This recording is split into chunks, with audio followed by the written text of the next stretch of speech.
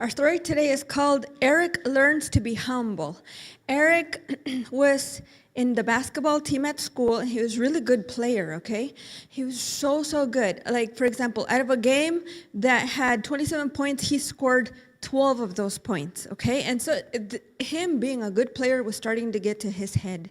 And now he was starting to tell his family, oh, I'm the best player in the team. And if they didn't have me, they would never win. And so his grandparents and his parents were trying to tell him, you know what? You shouldn't be so full of yourself and so prideful because that's not good. And his grandpa reminded him of the verse in James 4:6 that says, God is against the proud, but he gives grace to the humble. But Eric did not listen. He said, well, if it hadn't been for me, they would have lost the game.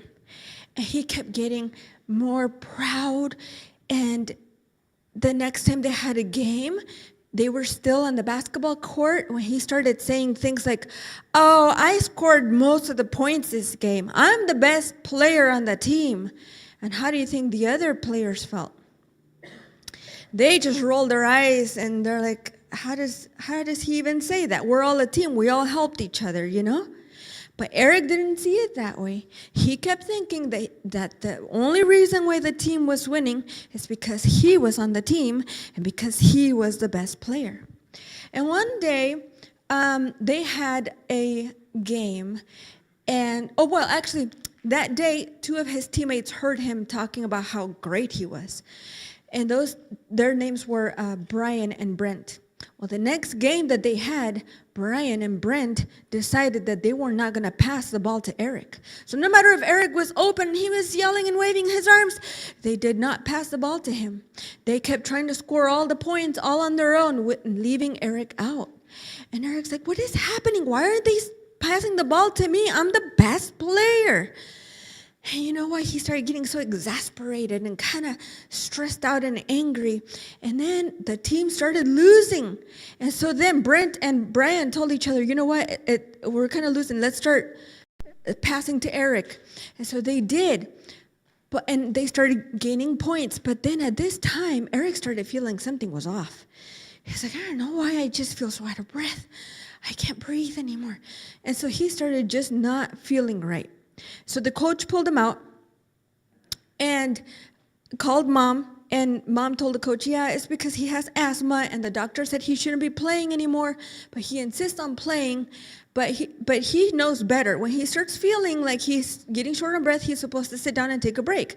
But Eric was so into the game because now they started passing the ball to him that he felt like, I could just play through this. I'll just focus on breathing. I could just play through this.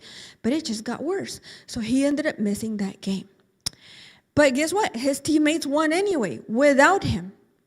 And so then he was so upset after that. He went home. He's like, I'm the best player. Why do I have to have asthma? It's not fair. And I should be in the game. And why does this happen to me? And, he was so upset.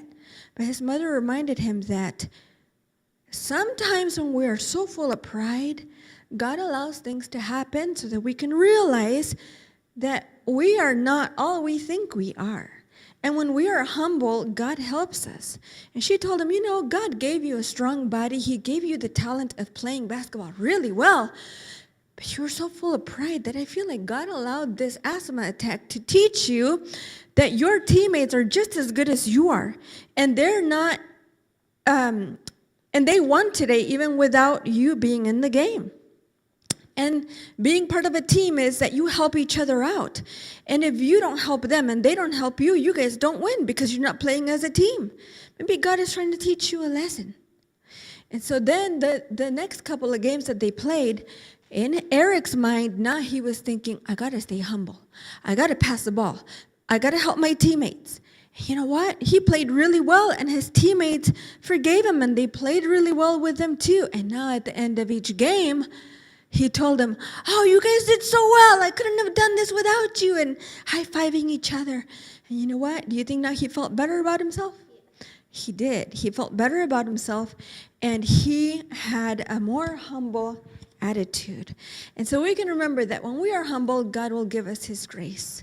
So next time you're tempted to think you're better than anyone else or you're good at something, remember to keep give God the praise, first of all, for the talents he gives you, but also keep a humble spirit, and he will give you grace. Let's pray. Dear Jesus, help us to be humble.